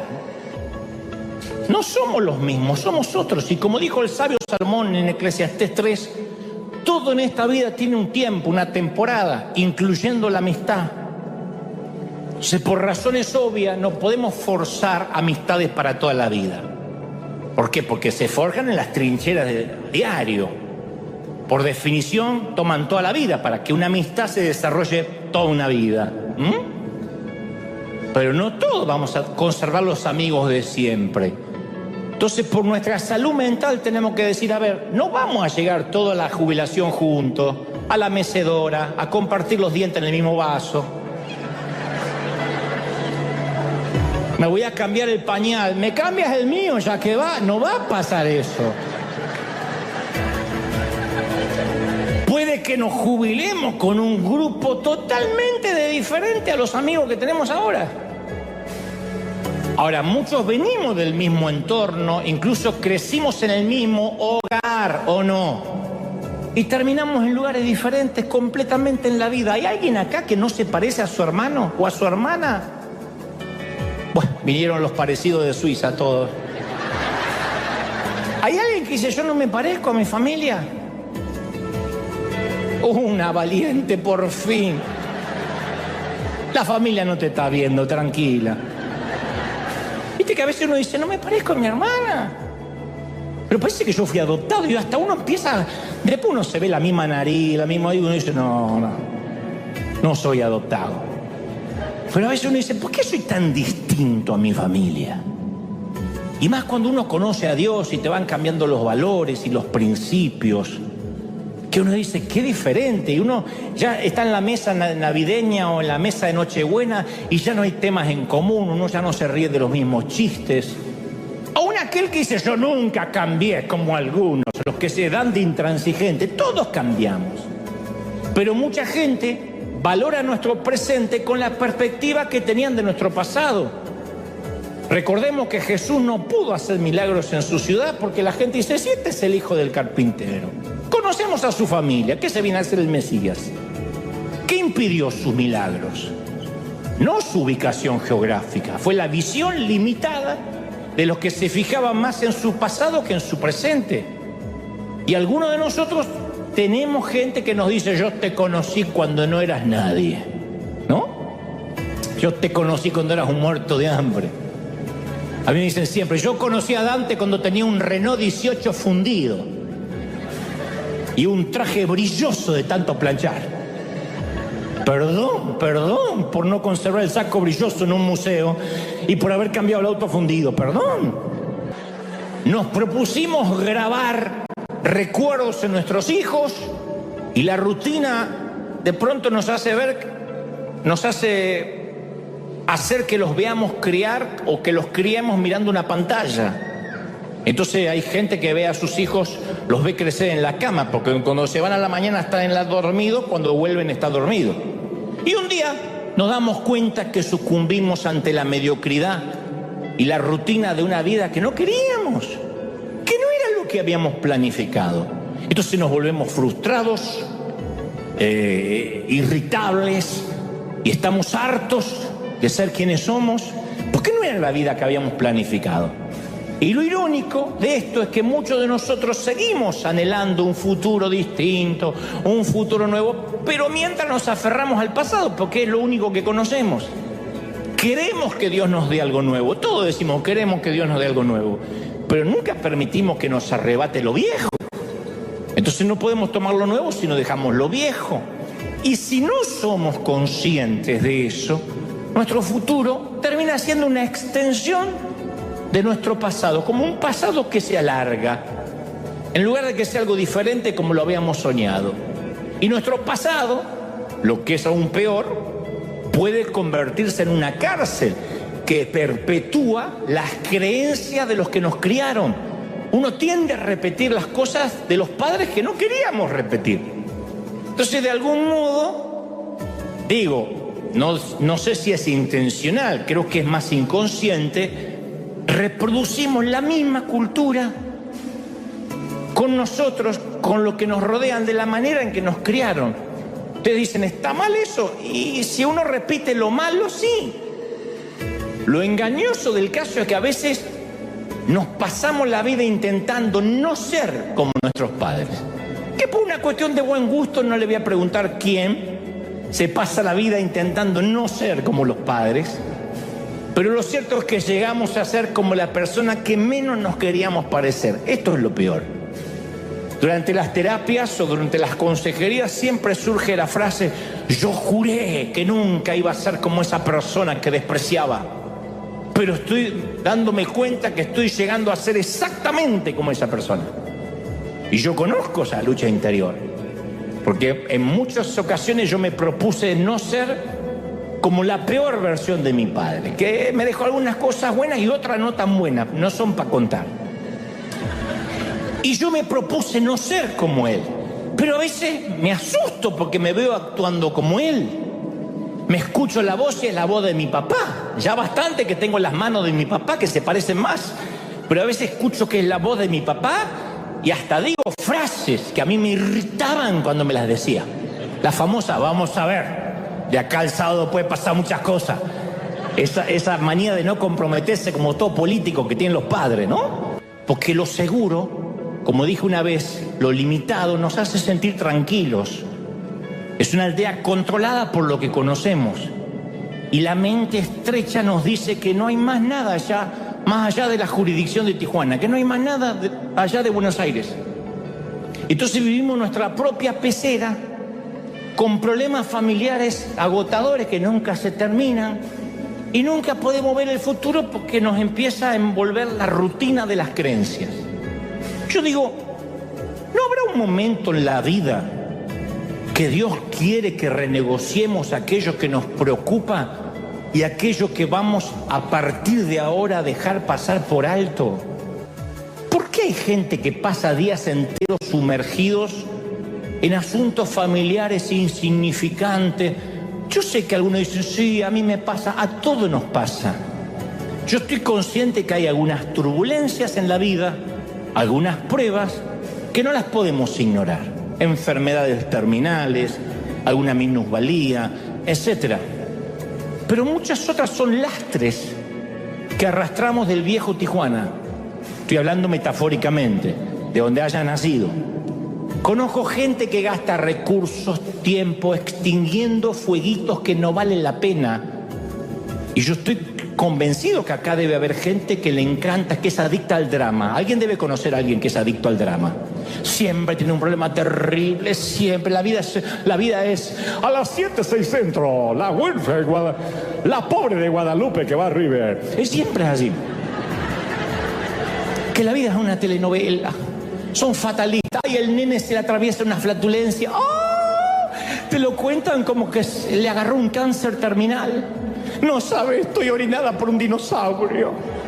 Se me constipó el Matías. ¡Oh! No me hace caca. ¿Qué hice, Dios, para tener esta vida? Uno dice, no puede ser. Esa hay que mandarla en un container a África. Pero hay gente que dramatiza las boberías cotidianas. Y yo sé que existen muchos momentos reales de angustia que uno no puede evitar. Pero mi pregunta es, ¿no llegamos a un momento en que decimos, ¿no será que me estoy complicando la vida con una carga en los hombros que podría quitarme, pero que las heredé de mi familia? Porque así era mi mamá, porque así era mi abuela. El escritor de los Hebreos, capítulo 12, versículo 1, dice, por tanto, despojémonos de todo peso y del pecado que nos asedia y corramos con paciencia la carrera que tenemos por delante. El domingo pasado yo hablaba del pecado.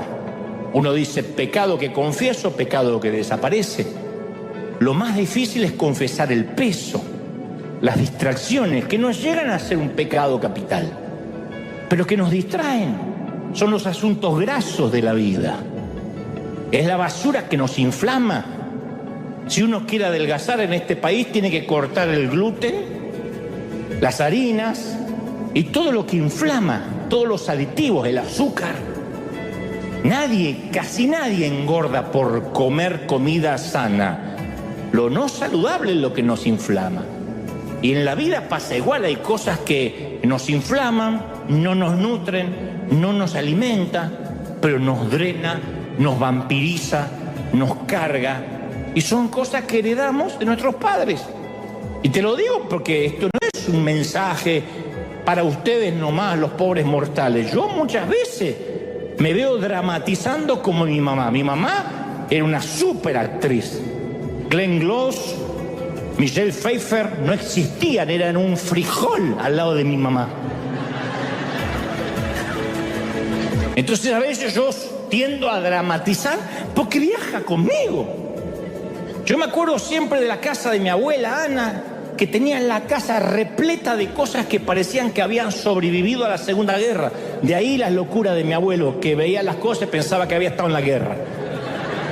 Ropa antigua con un agujero de polilla, moho, fotos cuarteadas color sepia metidas en unos marcos ovalados espantosos, una máquina de coser Singer. Si alguna acá sabe lo que es una máquina de coser Singer, tiene que hacerte una colonoscopía una vez por año, llegaste a la edad. Esa con el pedal abajo. Un lavarropa que hacía un ruido de tractor, interferían los aviones que pasaban por encima. Así. Y esa presumía, yo nunca tiro nada. Más vale a juzgar por el abuelo que estaba ahí. Para empezar, pues el abuelo no tiraba nada. Ya basta de bobadas, de discutir por estupideces. Discutamos por asuntos importantes. Vamos a debatir aquellas cosas que, incluso si llegamos a la conclusión de que no estamos de acuerdo, caramba, que valió el debate. Hay gente que se amarga, que no duerme por una cosita, por esto, por una... La mayoría de las cosas que te preocupan no van a ocurrir. ¿O no descubriste que todo lo que te preocupaba de adolescente nunca ocurrió? ¿Cuántos de acá se quisieron suicidar porque les salió un grano así, con pus en la nariz, cuando tenían que ir a la secundaria y decían, me quiero matar, me quiero morir? ¿Qué quedó de eso? Pero en ese momento era el grano. Lo hablaban las Naciones Unidas, el Pentágono hablaba sobre tu grano. Eso es la vida. Todo lo que hoy nos parece preocupante va a ser nimio, pueril el día de mañana. Entonces hoy vamos a tomar la decisión de decir, Señor, quiero viajar liviano, hoy me despojo del lastre. Cada uno sabrá el peso que tendrá que dejar. En casa, esto va para cualquiera, católicos, evangélicos, musulmanes, judíos ortodoxos, judíos mesiánicos, de la religión que sea. Me encantaría que todos juntos repitamos esta oración. Digan conmigo, Señor Jesús, entra en mi corazón, perdona mis pecados y ayúdame a despojarme del peso. Gracias, Señor, porque me has bendecido y me has hablado hoy. Entra en mi vida, perdona mis pecados, quítame el peso otra vez. Quiero ser tuyo. Amén. Oremos todos juntos. Padre, gracias por esta tarde, por esta mañana o noche, conforme el uso horario en cada sitio del mundo. He predicado lo que creo me has dicho que diga. Gracias por esta cuna de campeones. Gracias por estos obreros de primera línea. Bendigo a todas aquellas familias que hoy están aquí, que se van un poco más livianas. Que la gloria de Dios te alcance, que te redima, que la presencia de Dios te llene, que Dios pueda estar en todos los órdenes de tu vida, en todo tiempo, en todo momento. Bendigo tu ser, bendigo tu vida, bendigo tu salud. Gracias porque hasta aquí Dios te trajo, pero ahora, a partir de ahora, tomamos la decisión que las cicatrices de la vida y las manchas que nos marcaron serán una obra de arte para Dios, y Dios utilizará lo que no es para que sea y transformará lo feo en algo bueno. Yo lo creo, que redimas la infancia, la orfandad, el dolor, aún los abusos que fueron tan espantosos, sirvan para ayudar a otros, para bendecir a los que van a atravesar.